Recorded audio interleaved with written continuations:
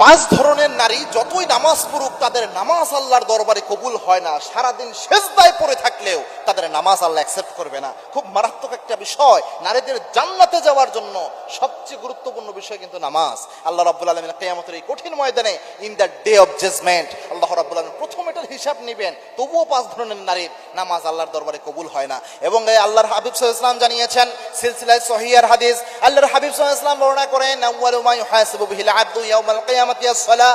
পুরুষ হোক নারী হোক, আল্লাহ রাব্বুল আলামিন কিয়ামতের এই কঠিন ময়দানে সর্বপ্রথম যে জিনিসের হিসাব নেবেন সেটা হচ্ছে নামাজ। ফাইন সলুহাত সলুহা লাহু সাইরি আমালিহি, যার আমলনামায় নামাজ থাকবে তার জীবনের সমস্ত আমল আল্লাহ কবুল করে নেবেন।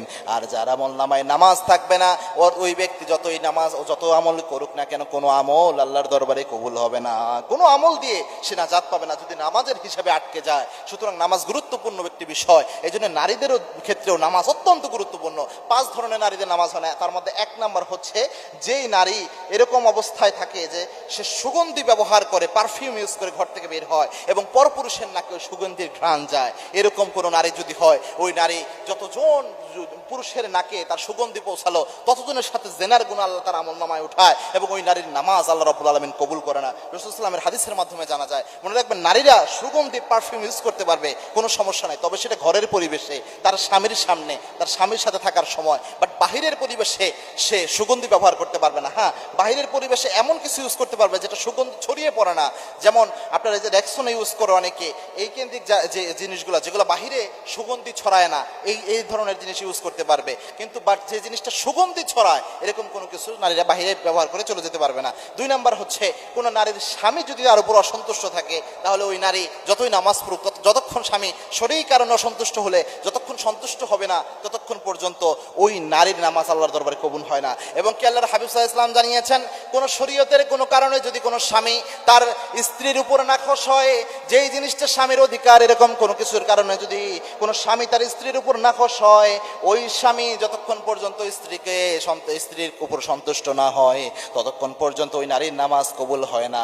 এবং ফেরেশতারা, আসমানের ফেরেশতারা পর্যন্ত ওই নারীর জন্য সব সময় গজব কামনা করতে থাকে, সব সময় গজব কামনা করতে থাকে।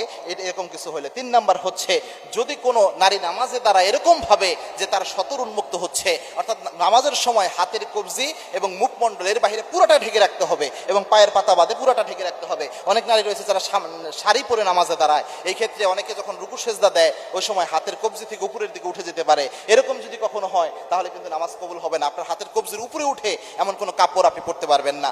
চার নাম্বার হচ্ছে, নেল পালিশ যদি কেউ ব্যবহার করে, নেল পালিশ ব্যবহার করলেও সাধারণত উজুই হয় না। কারণ হচ্ছে নেল পালিশ এমনভাবে হাতের মধ্যে, আঙ্গুলের মধ্যে লেগে থাকে যে একটা স্তর, এক্সট্রা একটা আবরণ আঙ্গুলের মধ্যে, নখের মধ্যে থাকে, যার কারণে উজুর পানি ওই জায়গায় পৌঁছায় না। এই জন্য এইভাবে উজু না হলে নামাজও হবে না। পাঁচ নাম্বার হচ্ছে, কোনো নারী যদি আত্মীয়তার সম্পর্ক নষ্ট করে, অর্থাৎ নিজের আপন রহিমের সম্পর্ক, আব্বা আম্মা এদের সাথে যদি সম্পর্ক ছিন্ন করে ফেলে, এরকম নারী যতক্ষণ এই সম্পর্ককে জোড়া না লাগাবে ততক্ষণ তাদের নামাজ আল্লাহর দরবারে কবুল হবে না।